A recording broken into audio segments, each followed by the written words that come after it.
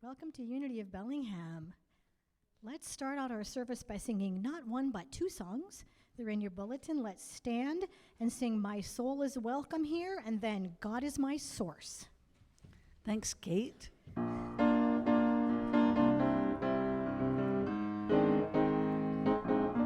I'm in the right place at the right time. I am just where I'm supposed to be.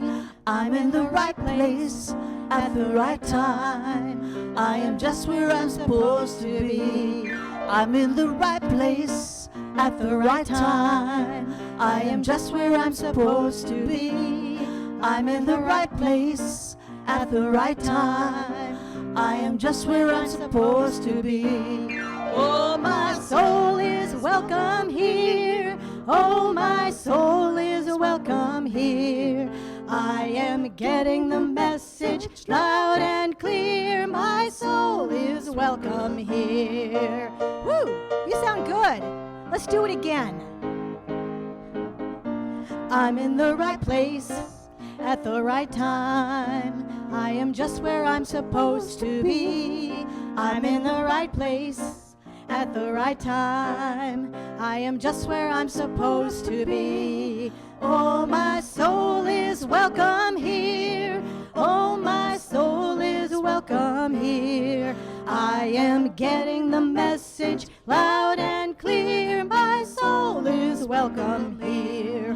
Oh, my soul is welcome here. Oh, my soul is welcome here. I am getting the message loud and clear. My soul is welcome here. My soul is welcome here. My soul is welcome here. My soul is welcome here. My soul is welcome here. One more time. My soul is welcome here. My soul is welcome here. Woo! You sound great. God is my source.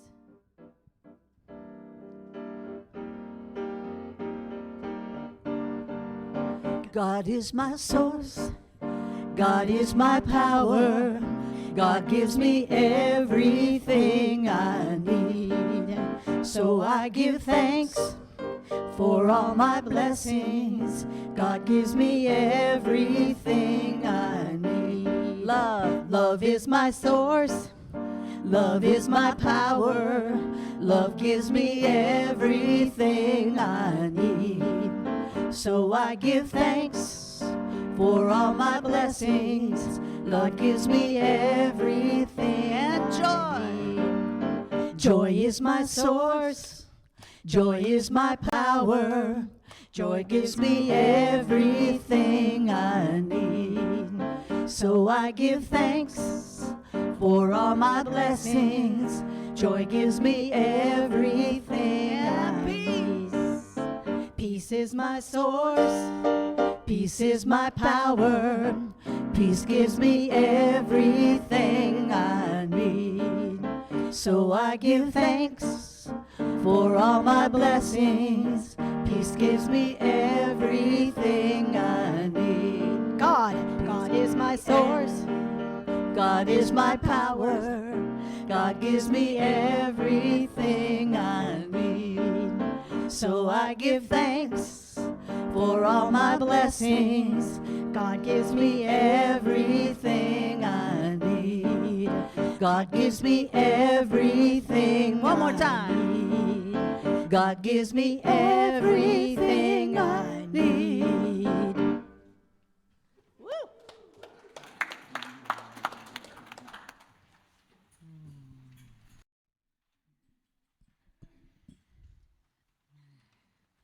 Thank you, Kate.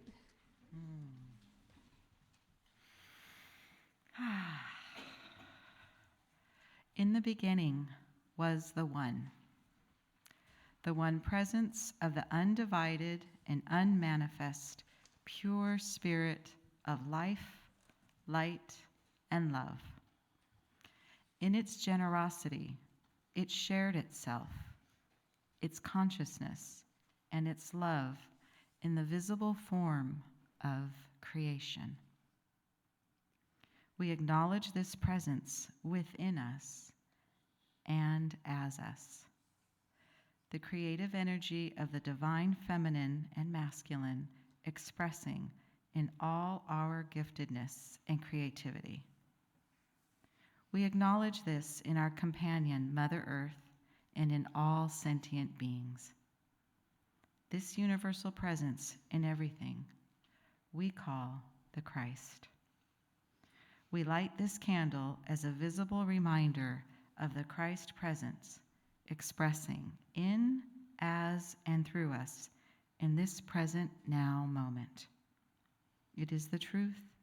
Let us own it.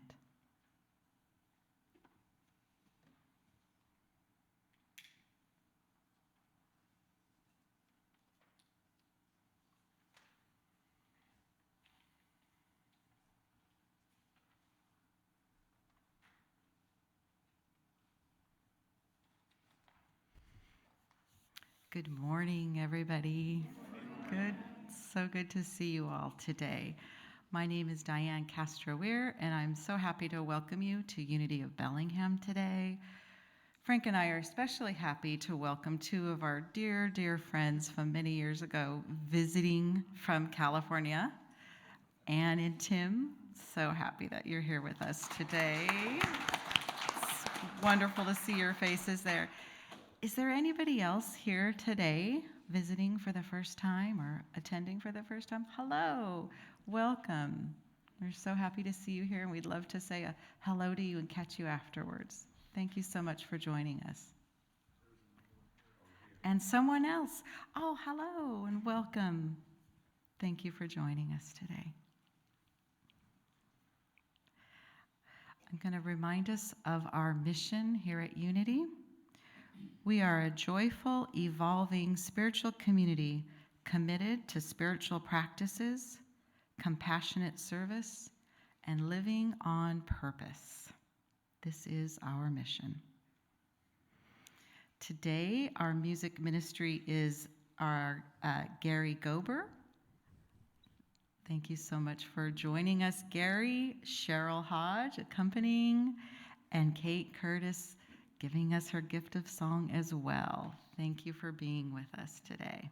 Gary's got his grandson, Grady. And my grandson, Grady Boudreaux. Grady, wonderful.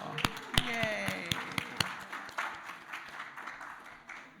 Wow, we've got an awesome team here today to give us music. Thank you. All right. So as you settle into your space, we're going to recall our 5 principles of unity, and we're going to allow the spirit of love to move through us as we take a moment to breathe in after each one. So our principles. God is good and present in all things. The holiness of God is my own true nature. I am creating my experiences by how I think. My thinking is guided by my daily affirmative prayers and affirmative actions. I follow and am sustained by these values in every way, every day. And so it is.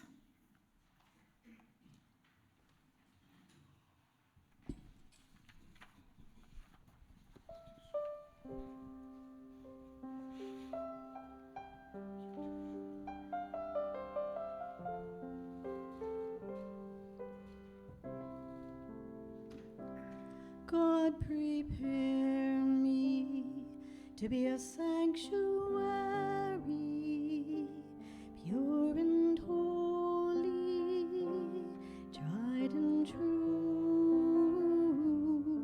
With thanksgiving, I'll be a living sanctuary for you. God, prepare sanctuary, pure and holy, tried and true. With thanksgiving, I'll be your living sanctuary for you.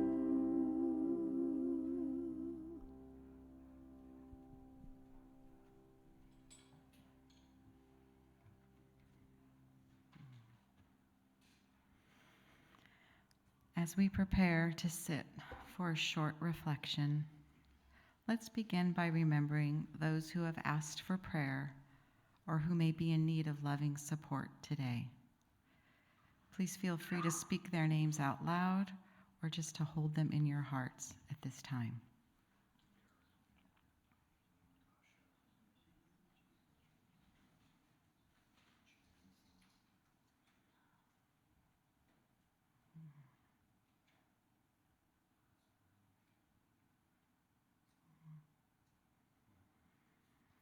And as we move into a time to simply be with our breath, I invite you to place both of your feet on the floor.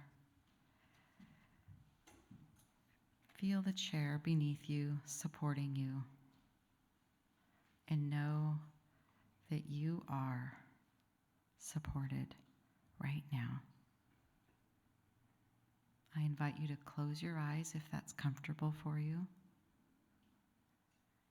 and to notice what is going on within you right now.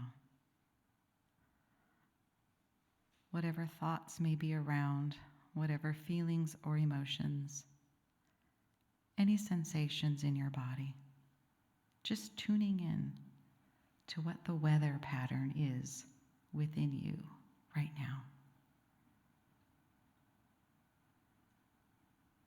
Just continue to be open to this for a few moments.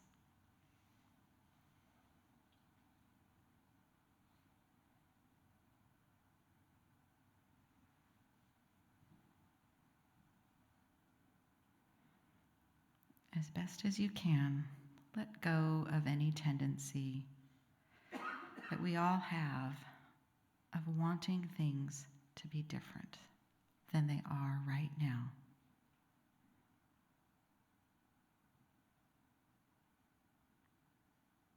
See if you can allow things to be just as they are right now in your mind and in your body. Just notice.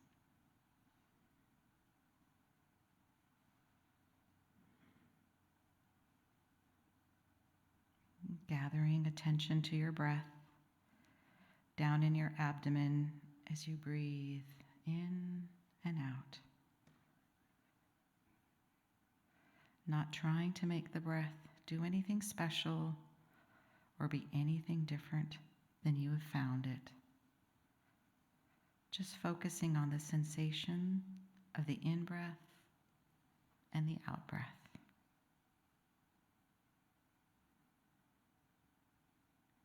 And if the mind wanders, gently escort your attention back to the breath and the sensation of breathing.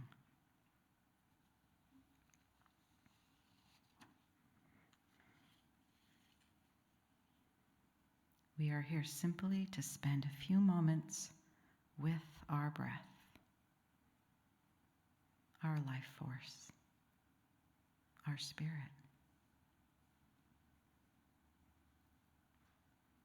Simply be.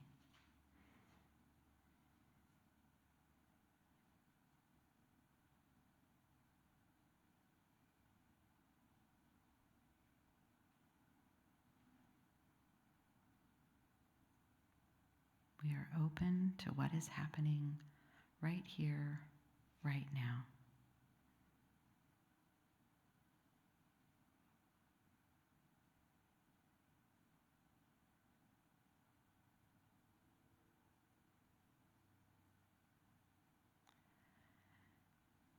And as you gently bring your attention back to the room, back to our service, I invite you to sit in a sweet space as you listen to the words of Rumi.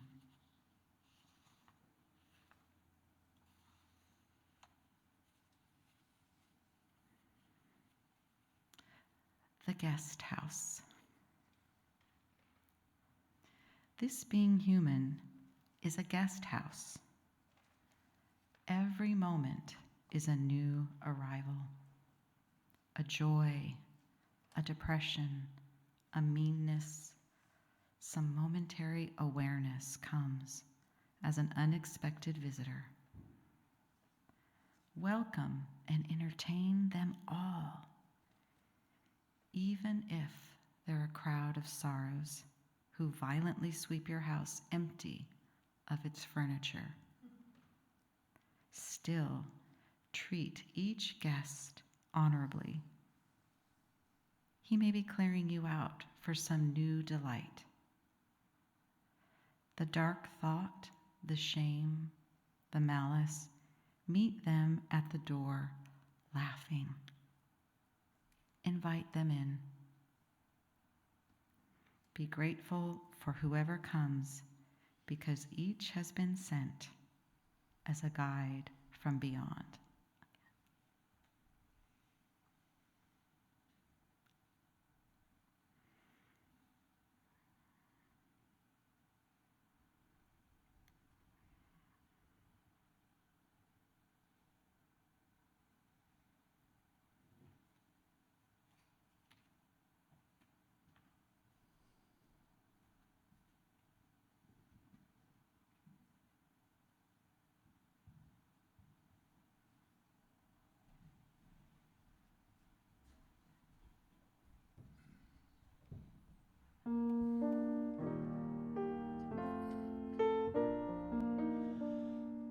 This is my Father's world, flowers and birds and trees. This is my Father's world, children, you and me. This is my Father's world, it's mine when I know. Wonders are here for me, it's all that there is to see. When wonders is all I see, then this world is mine.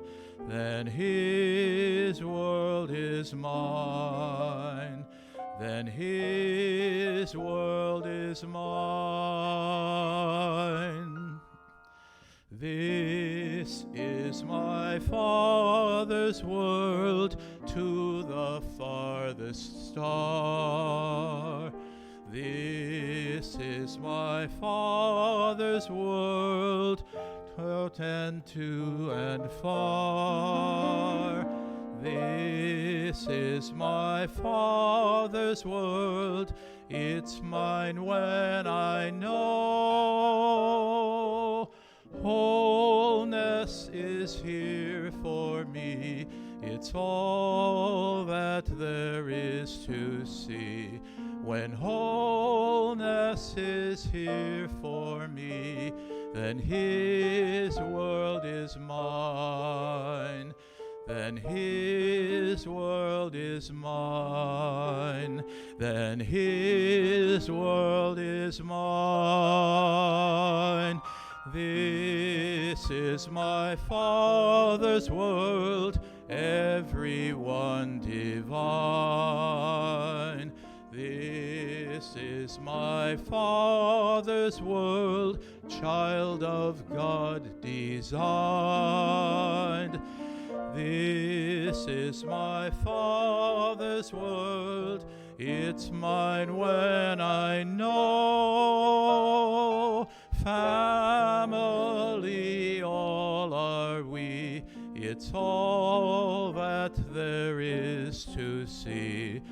When family's all I see, then his world is mine. Then his world is mine. Then his world is mine.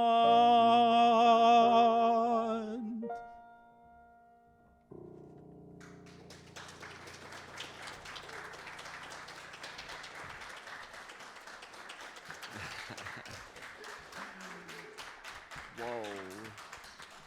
Usually I hear the musicians practice during the week, but I didn't hear you do that song. And I was like going, wow, you were in sync here. Good words, good lyrics. It's a father's world, but whose world is it? It's mine, right? When I know wholeness is the truth of me. It's okay. There's the conclusion of my talk. Thank you, Gary. But first off, it's Father's Day.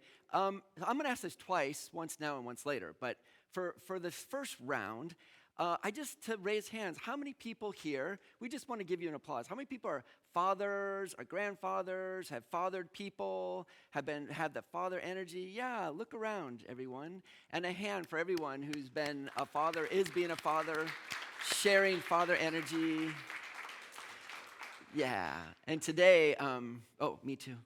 And hi, kids.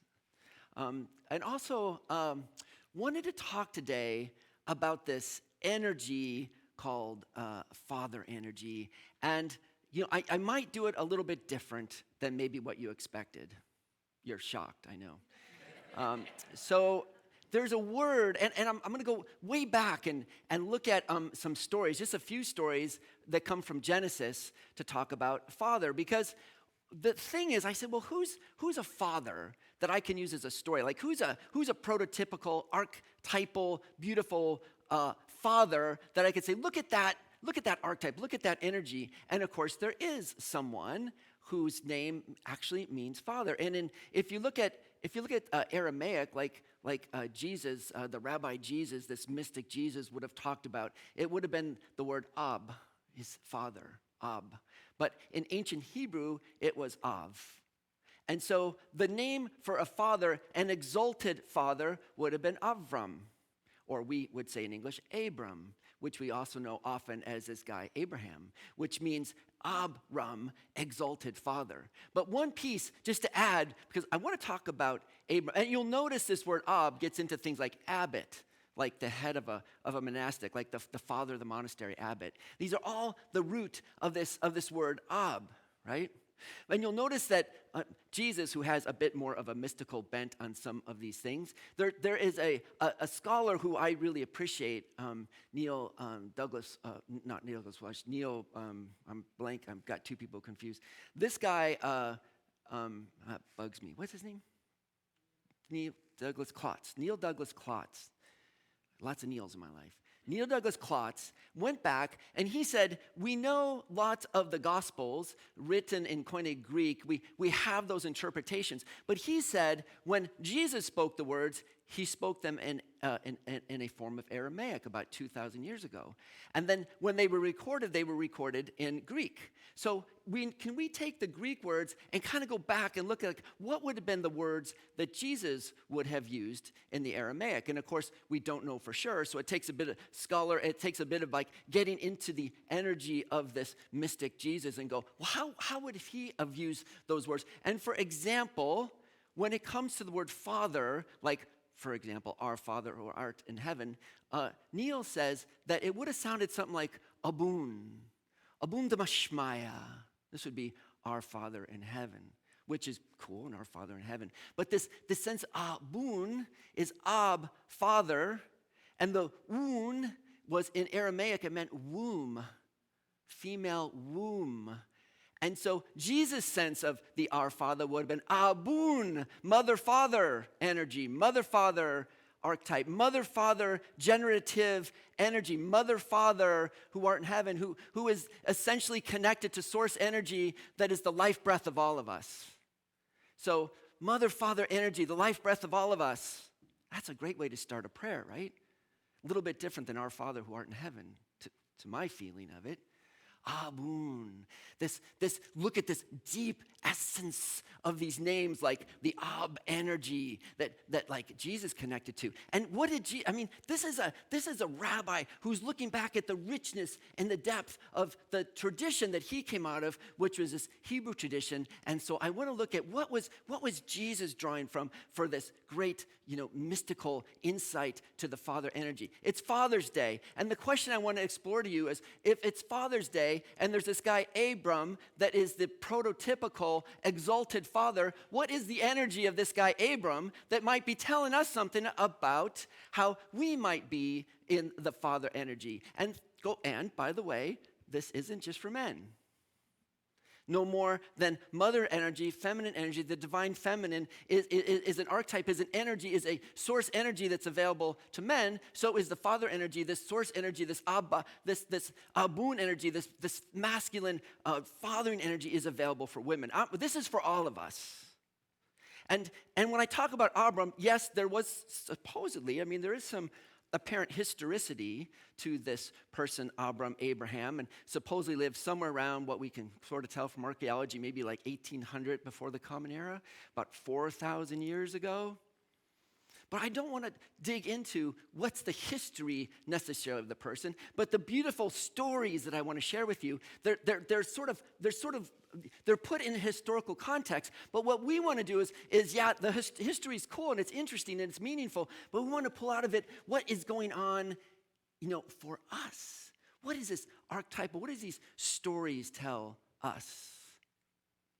And so a piece about a lot of times, and some of us who maybe aren't as used to what we call in Unity metaphysical interpretation. It's one way. There's maieutic. There's all sorts of beautiful ways to dig into these beautiful scriptures, both Christian and Hebrew and other traditions as well. But the one we have that is it's really beautiful is called metaphysics. And we think of like it's something, uniquely, maybe even mysterious, but it's not. What it is we go back and we look at the original meaning of the words and what the people who spoke those words might have meant and heard.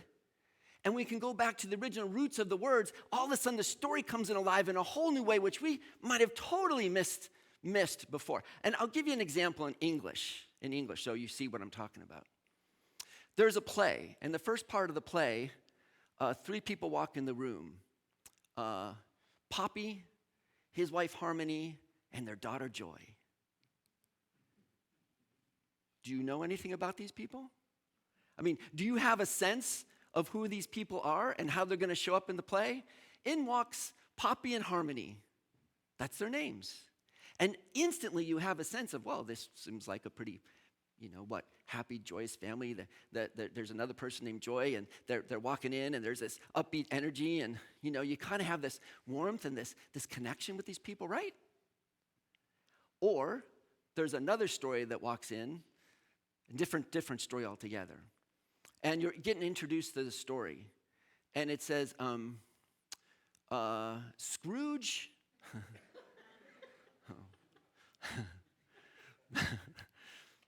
Malada walk in with their daughter Sassy.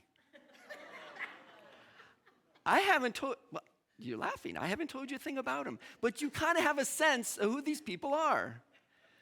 Just by the naming of things, the authors hint to you a giant hint about what's going on.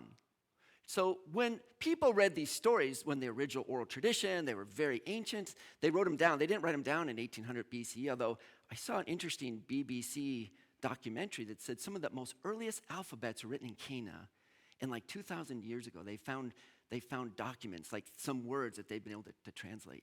So there was written language. And they weren't written down to much later. But these are these great oral traditions they're trying to tell. So I'm going to tell you 3 quick little stories about Abram, this guy, Abram. And the first one comes in Genesis in chapter 12. And Abram has, all of a sudden he says, he hears from God. Now, these are great archetypal stories, right? When it says Abram hears from God, is he hearing like, I'm here and God's out there? Or is this an inner prompting of the divine that is coming to him? And it says, you need to get up and you need to move and take all your goods and go to a new place. And when you get to that new place is is called Canaan. And when you get to Canaan, you should know that your descendants forever will be here. And you will be a blessing to all people. And you will be the head of this household of all nations in this land of Canaan. Sounds like, maybe it's like, is God sending him out to conquer a nation? And realize at the time this was written, this is, tribal, just moving into sort of a traditional society. But it's like if your God tells you to go over there and take over that land, you get your soldiers, you get your arms, you go over, you take care of warring business, and you take the land. But the divine, this divine energy says, Abram, exalted father, go to this land, and I give it to you and your descendants forever. And Abram is 75 years old, and he doesn't have any kids. And he goes, how is this going to work? And by the way, the land you could have is Canaan. And we don't know what Canaan means because we don't speak ancient Hebrew. But I'll tell you what it means. It means lowland, humility, and humbleness. It's like this huge land of desert and snakes and scorpions. And you would think that this exalted father gets this message that, Abram, you're gonna get to have this whole land. You're going, oh cool, like a beachfront property in San Francisco, or maybe it's like a cabin in Yosemite. It's like, ooh, what land's God give me? Now, see that big desert of nothing? That's yours. Here you go, man. The father energy, this exalted father energy, says, get up and move, go to a new land. Change the way we're thinking right now. Get up and move to a new place in consciousness. And in that new place in consciousness, what is that exalted father energy? It's a place of humility. It's a place of humbleness. And also, imagine this guy walking out in this desert. It's a place of quiet. And there's silence. And you can hear the wind whistling through the desert. And when you feel the sun on your face. And in these same sentences, what's going on at the same time is the divine's constant talking. And meanwhile, in the city down there, the hustle, bustle, and the craziness of the city, Sodom and Gomorrah, it is nothing but craziness, and you don't want to go there. That's not a good place. The exalted father energy gets to control this whole world of Canaan, the desert, the lowland, the scrubland, the quiet land, the humble land, the humility land. And it's a call to all of us to go to that place, men and women, in our exalted energy of fatherhood, and be in that place of humility. Were you expecting that? But does it surprise you? Right? And what maybe the ancient Hebrews didn't quite have the language for this, but we know now with current psychology, sort of the thing, it's also could be considered the place that's lowland, and you can think the subconscious. And we talk now, we have the advantage of Jung and psychotherapy, and we understand the way the human dynamic, the human person's works. It's a place that says, you want to know your exalted fatherhood, then go and deal with that understanding of the energies of our lives. Go into that, and how do we do that? How do we go into the subconscious? Well, we talk about this all the time. We know silence, meditation, journaling, being brave enough to look in that subconscious energy, going down into the Canaan of our lives that we now have total, control over. We've been given the place of our subconscious to go look at that place where we can bring up the things of our lives and deal with them in a more healthy way, so that we're in that place of witness consciousness where we see the truth of our lives and then can deal with them in the most healthy way. So we get Canaan. We get to be humble. The exalted father, this highest level of Abram is this piece. Okay, so jumping forward, there's a second story I want to share with you. So we're in this energy. And once again, the story starts like, these stories are kind of like once upon a time. And then God spoke to Abram. It's a clue. And then God said, start of a story. And then God said to Abram, I want to make a covenant with you. And so, so this is good.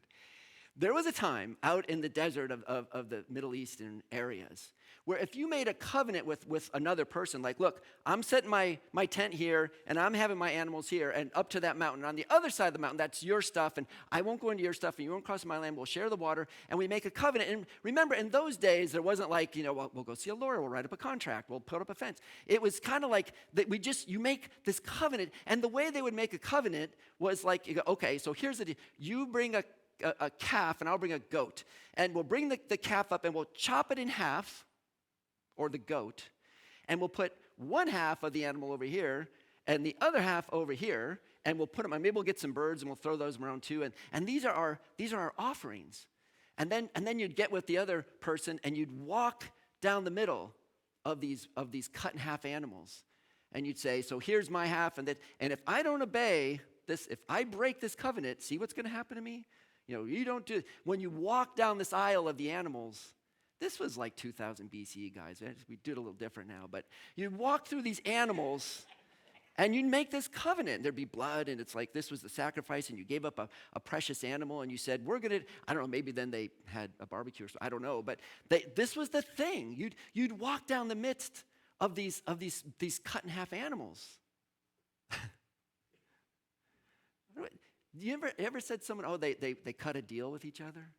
This is the etymology of that expression. Cut a deal, work it out, separate the animals. And so Abram is there, and he says, and God says, okay, go bring me a goat, and I need a cow, and I need some birds, and I need a ram, and cut them in half and put them out. And so Abram's there, and he's ready for the deal. It's like, okay, so me and God are going to make a deal. And what's it going to be? And he's got all the animals. And in the story it says, he fell into a deep darkness, and he was terrified. And when he looked up, there was a smoldering ash pot, something like this. And he saw this like where he had cooked food, and it was like all ashes in the fire, and it was a smoldering pot. And all of a sudden he looked up, and this pot just sort of went down between the animals and came back. And then, after the pot, he looks up again, and a flaming torch. I was all out of flaming torches today, but I have this flashlight. Sorry. I looked, I was all out. So, there's a flaming torch goes walking down between these animals and then comes back. And I'll leave some of these symbols just to play in your subconscious a little bit.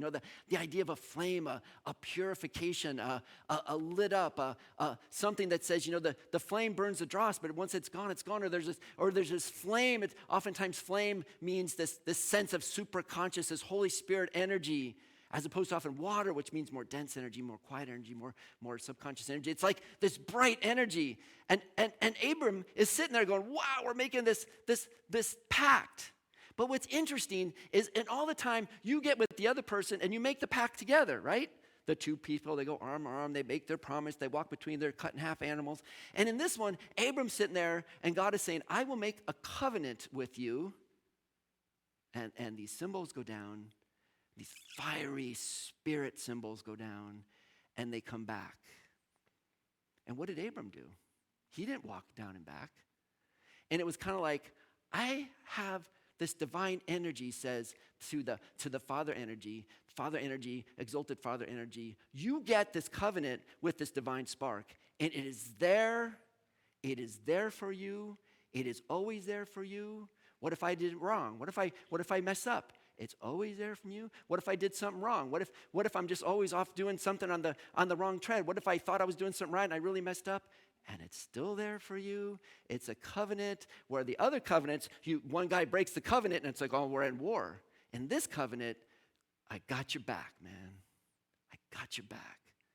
And no matter what, this symbol says, this divine energy is burning, this heart energy burning, this spiritual energy is there for us. And it, no matter what, is in a certainty that it is there. And in this energy, Abram, he'd say one of the things the Fillmores talk about is the energy of Abram is the energy of a faith Faith in what? Faith that this divine source energy that's supporting us and is a promise to us and is a constant source of truth for us is always there no matter what. It's got our back. That's kind of cool. There's I thought, well, that's a good covenant for 2,000 years ago. And I started thinking of unity. Do we have a covenant? Like, how do we do it today? Don't we write things down and make covenants, and maybe they're legal, or maybe we just put something out? So I got online because I remembered this from years ago. I hadn't seen it in a while. And I looked it up, and Charles and Myrtle Fillmore, if you're rather new to Unity, they're our founders, a husband and wife couple. And they had made a covenant in 1890 with each other.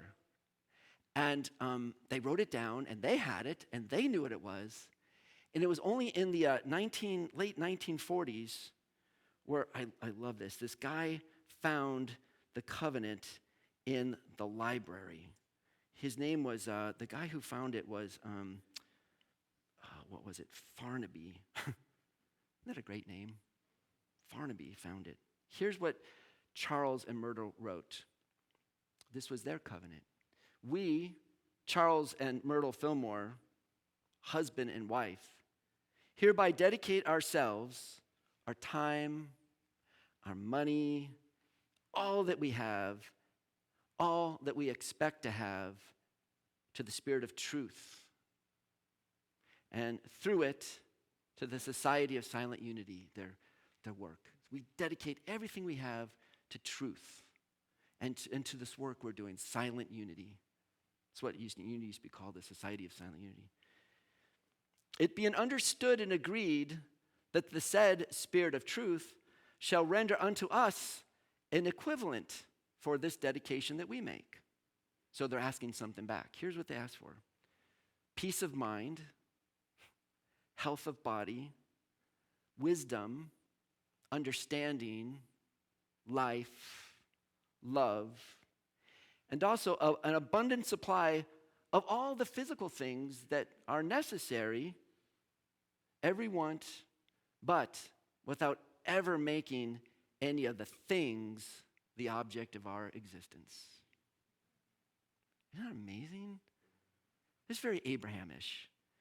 You know, in this covenant, there's this promise that comes to us from this divine that I'm going to give you everything you need. Everything physical? Well, yeah. I mean, we need physical things. That's part of it. That supply will be met, that our needs will be met. But on the finite side of things, but on the infinite side of things, all understanding, all wisdom, all life, all love, all the energy, all the goodness, all the things you need to transform your life. That's what the promise was. And the same with Abraham. And in this promise, God says once again, and your descendants will gonna rule this land of Canaan forever, of all nations. Did I say all? All nations. I'm gonna repeat that. Not just your particular tribe in this tribal area. All nations can come under this energy, this divine energy to which Abram is speaking. All nations. This and everyone and all of us can get this connection to the divine Father energy, this promise of having this land of humility to which we show up and have an expectation for love, life, wisdom, understanding, the fullness of our life, and also the physical things we need. But we're not going to make that the focus of what we're doing. We just appreciate the fact that we are sustained with what we need in human life.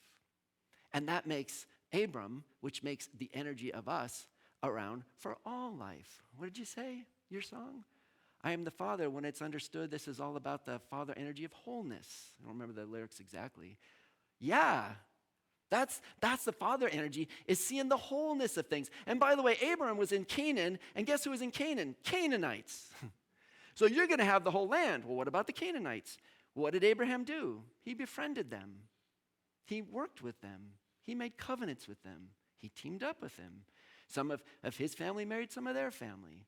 And on it went. They adopted a land, not a land of military movement and taking over, but a land of being at peace with and organizing with and befriending with and sharing wisdom and love and joy and this divine impetus, showing up in a posture of humility, not in a posture of aggressiveness or selfishness.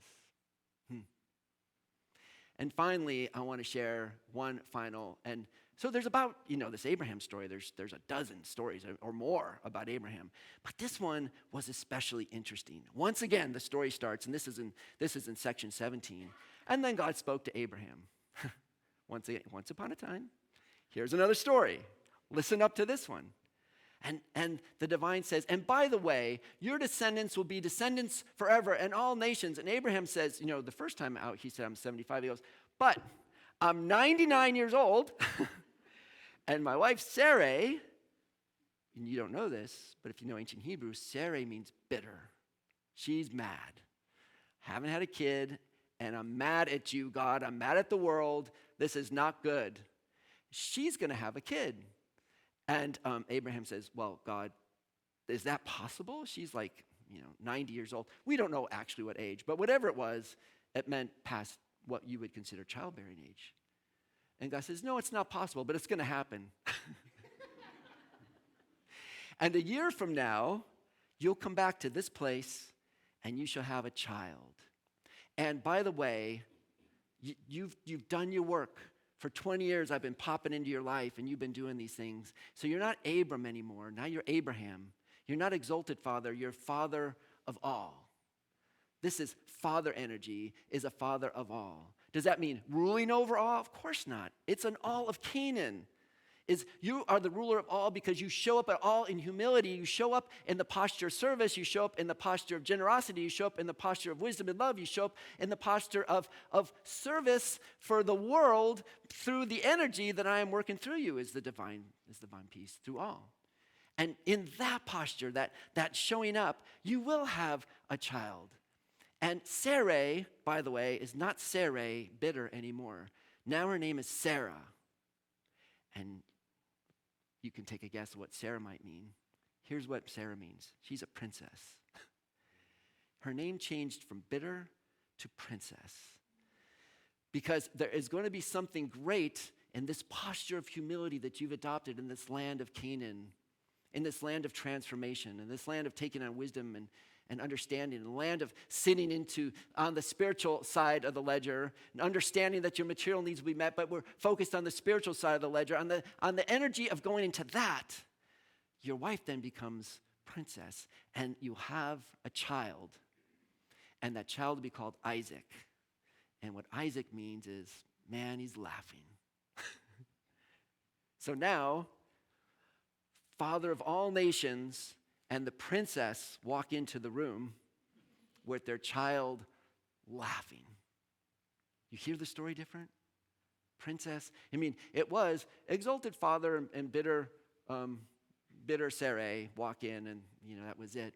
But they trusted, and they trusted, and they stayed into that energy of the silence, and they stayed into that place of transformation. They stayed into that energy of being tuned into that Canaan energy, that desert energy, that silence, that listening, that attunement. And the fact that it says Abraham and God spoke to Abraham means that this person, this whether to the extent there's a historical person, but this archetype, this energy person was someone who is listening and listening and listening deeply, and not pre-guessing based on the culture of the time what the answer is supposed to be, but hearing some surprising stuff about a new way of being and showing up in the world in a new posture of service and humility that had not existed in the conscious for the most part to that time before. And that message, 4,000 years ago, we still have, the power of that. The power of that. And then we know Isaac was born, had Rebekah, and Isaac had Jacob, and Jacob had, Leah and Rachel and 12 tribes of Israel. And every one of these stories is a great archetypal story that goes on and on about new lessons about how to be transformative and how to show up on purpose and how to show up in a way that is key to the transformation of not only our own selves and our communities, but the world itself. Yeah. So the father energy, happy Father's Day. And guess who that's for? Go, happy Father's Day. I remember, so many Father's Day. It's like, oh, it's Father's Day. I'm going to sit in the back porch and watch baseball. And, that's fine. That's good stuff. But this story about the exalted Father and the Father of all nations, the Father of all nations is not over anybody or any physical nation. It's about the nations of our soul. It's about the powers of our world. It's about I can have this exalted power over my sense of growth and understanding and wisdom and in strength and in imagination and in love and in life and all the 12 powers and all the other powers. It's that energy to be empowered to be in control of that growth of all those things. That's the Father energy. And it's there for all of us, men, women, elders, children. And by the way, just on a fun note to end, I have two things to end. When he finally, at the end of the story, had Isaac with Sarah, it says he was 99 years old. I don't know how old he was really. But 99, sort of the symbology of that is 100, sort of like you're done. He was like in this energy of like, that ain't going to happen. My life, I'm wrapping it up, man. 99, it's over. Nothing left for me to do. And what I love about this story, I'll speak for me, especially as aging, and you can apply this to yourself as you will, it ain't over. It's not over for any of us. The energy of this transformation, and it's like, this is a great story about, sort of that energy of what happens in a certain period of our life, more like the later years of life. This whole story with Abram starts at 75, goes to 99, he's pushing 100, and all this stuff happens to him then. And it took, whatever, years of warming up to get to that part of their life where they were in that place where they can make this deep covenant with the divine of their life, this deep promise, this deep essential connectivity to be generative to this Isaac energy, this laughing energy, this energy that carries on a tradition, that carries on this place, this promise that goes on and says you will have this land. It's yours. It's Canaan. It's humility. It's humbleness. It's going inside. It's following the silence. It's connecting to that divine impulse inside us. That energy is going to go on. And it took Abram and Sarah like their whole life till clearly somehow in elder years where they were ready to really bring that forth in the most possible, in the most powerful and transformative way. So for any of us here who think that they are in that age of life, I'm just guessing there's a few of us, towards the third, the maybe later part of our tracking of our life, there is something for all of us to do. The game's not over. Even at 99, there is an energy that is available and calling to us for a transformative period still to go for our life. And sometimes in the story of Abram, the exalted father, the father of nations, it took the arc of a whole life to get to that point to show up in its profundity to make the greatest difference. And this isn't just for men and fathers. This is the father energy, the archetypal father energy that's for all of us. That's for all of us. Right? Okay. So, I'll ask the question again. It's Father's Day. How many here want to own up to the challenge of being the fullness of the Father energy that brings transformative humility and transformative energy and transformative alignment with the Spirit that comes from silence and comes from simplicity and then makes every need be met? On the finite side, yes, but especially on the side of our spiritual growth, our transformation, the fullness of who we are as human beings, as divine human beings, as in Christed human beings. How many of us say, I want to be that father? Yes, everybody. Happy Father's Day, everybody. Yay.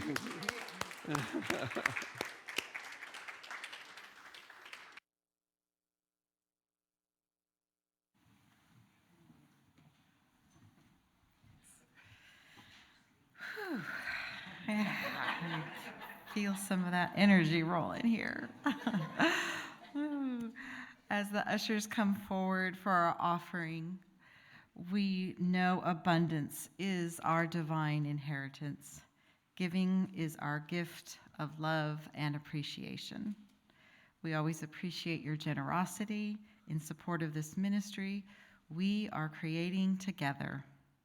This includes each of you with us in person, as well as each of you online. Thank you. So as you take your offering to your heart, affirm quietly to yourself, I give freely and joyfully, for God is my source, and I have abundance in all areas of my life. Please join me in saying our offertory blessing. Divine love, through me, blesses and multiplies all that I have, all that I give, and all that I receive.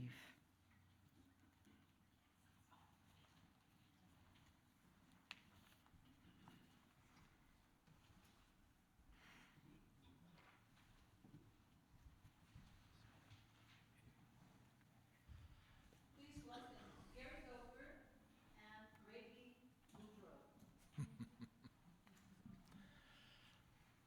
I have to say, excuse me, before we left our home this morning, Becky said, and by the way, I'm singing Bless This House, O Lord, we pray, which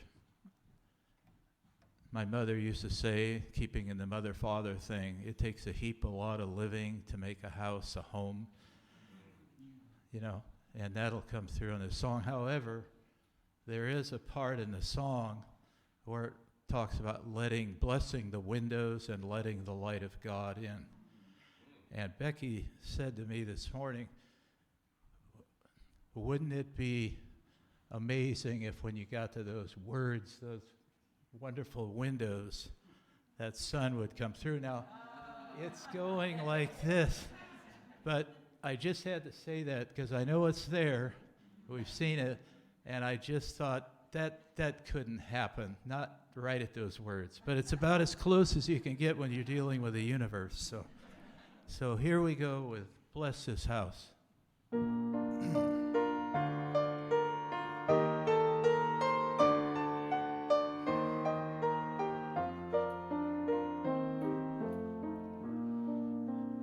Bless this house, O Lord, we pray. Make it safe by night and day.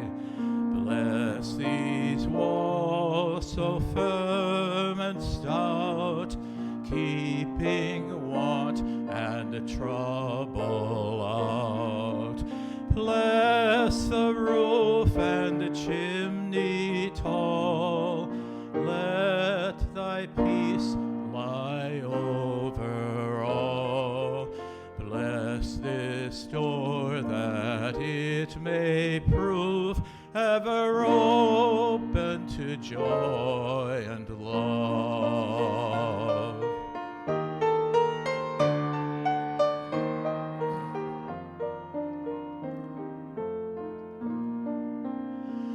Bless these windows shining bright, letting in God's heavenly light. Bless the hearth a-blazing there, with smoke ascending like a prayer. Bless the folk who dwell within, keep them loving and free within. Bless us all that we may be, oh, with you, O Lord, to thee. Bless us all that we may be, ever one, O God, with thee.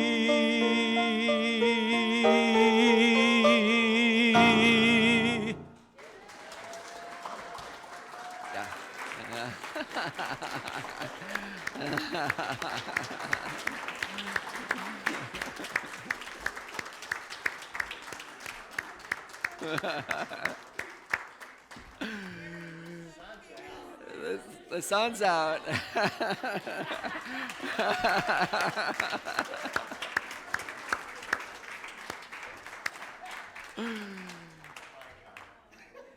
I know. It's like The most magnificent things are in that simple, beautiful moments. I tell you, God, thanks you guys. Grady, I'm so glad you came today. Thanks, Gary. Wow, and so we bless these gifts. We have so much gratitude for the abundance that flows through and flows out and, all around this room, all around this community. Thank you for everyone online for, Text to Give online and all that you've offered. And we bless these gifts to go forward to support the ministry and the mission of Unity at Bellingham, for unity worldwide and for peace on our planet. And so it is. Amen. So I actually have some not very long announcements today. But at the end of the month, usually, which would be last week, we do the volunteer for the month, for the next month. But I'm not going to be here next week because I'm at Unity Village for the Unity Annual Convention. So I'll be out. And I like to do this part. So we're going to do it a day early. And today's, usually I have a flower or something, but something a little different today. And I want to ask up our volunteer for next month, Rob Hillis. He didn't know this was coming. And Rob hasn't been with us a super long time, but he showed up one day, and he showed up with Janae, and he said, how can I serve? What can I do? And on many Wednesday afternoons, he's been up here. There's actually one more job we got for you, don't know about yet. But he's been up here moving boxes around. So I'm going to give him this T-shirt and then tell him. Moving boxes, cleaning the upstairs, coming in for an hour or two, and just doing all sorts of odds and ends work. And from Janae and I, we are so appreciative of all that you've done. So we have for your Volunteer of the Month, we have I Choose Love T-shirt from, Unity of Bellingham.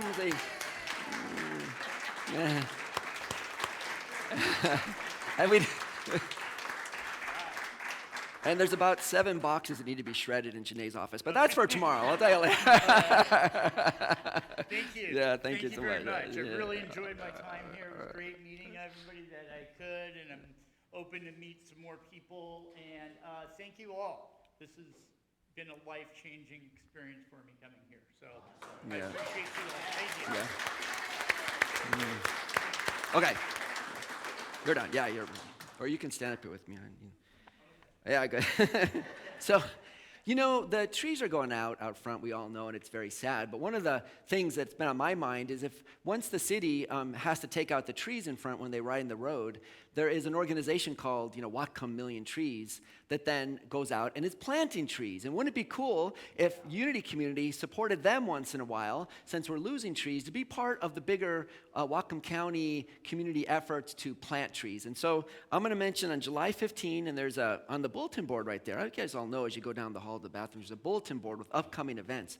We put a flyer up there, and there's going to be an event working with Whatcom Million Trees and also the Multi-Faith Network for Climate Justice, which a lot of us have been involved in, to take a couple hours out up on Barclay Avenue. And we're not going to be planting trees because another way, they both plant trees, but apparently there's some nasty ivy that's running around in this county and killing trees. You guys know about this, huh? I can't recognize this ivy yet, but I'm going to. And so the way it works is on July 15th at 9 o'clock, you show up for an hour, 2 hours, whatever you want. They have tools, and we remove ivy from trees along that Barclay Avenue by the park there. And it's a lot of fun. And one of the things we do is we start with a prayer, and about every 15 minutes we ring a gong. So as you're working, we stop, you ring the gong, take a breath, a moment of connection, and then go back to getting it. To killing ivy. But in a sacred way. Removing invasive species. That didn't come out like I thought, but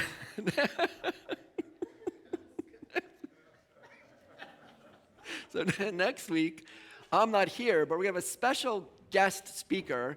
I'm not exactly sure it is yet, but one of the things that Unity Worldwide Ministries does is every week they have a guest speaker from all around the nation do a talk, and they put it on a video, and then churches all across the nation share the same Sunday message. So I've known about this service. We've never tapped into it. But next Sunday, I'm at Unity Village, we're going to have someone from Unity Village speaking here. We'll just put down the screen. We'll have a live presentation. We'll put it in the bulletin who's speaking.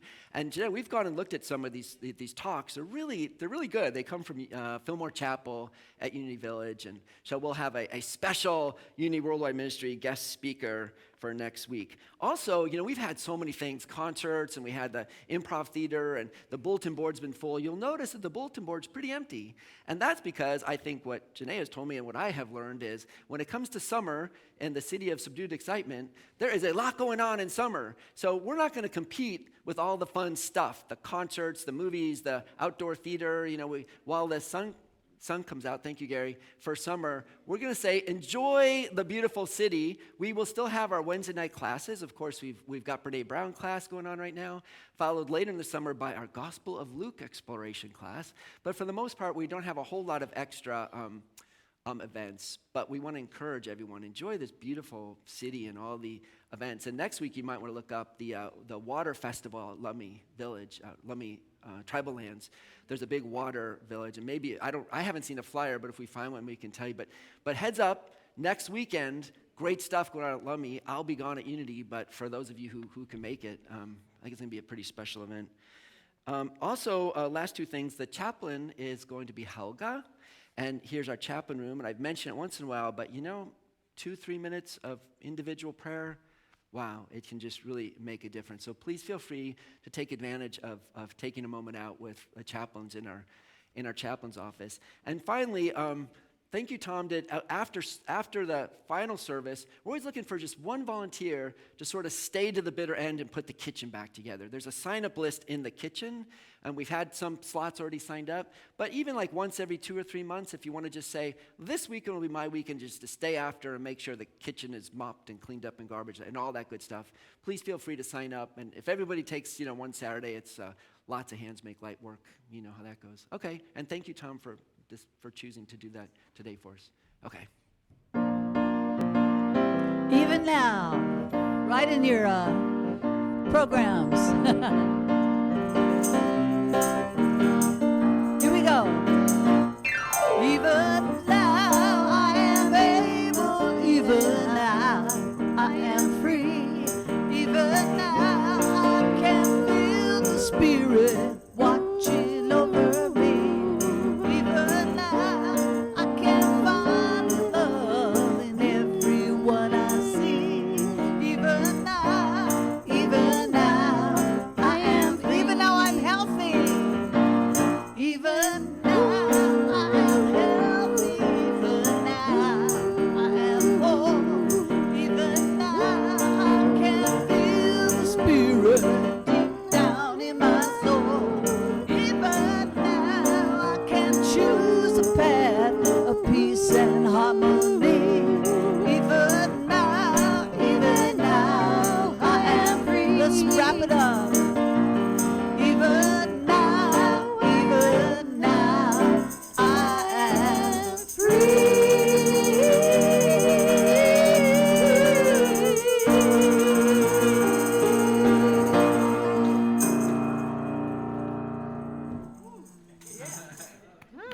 Thank you. As we complete our service today, please join together in saying our prayer for protection, and we do include everyone, everywhere. The light of God surrounds us. The love of God enfolds us.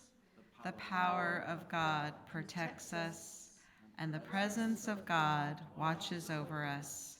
Wherever we are, God is, and all is well. Thank you so much for joining us today, and we wish you a blessed week ahead. And we'll join in a circle as we sing our closing song. Let's I sing the Choose peace Love. song.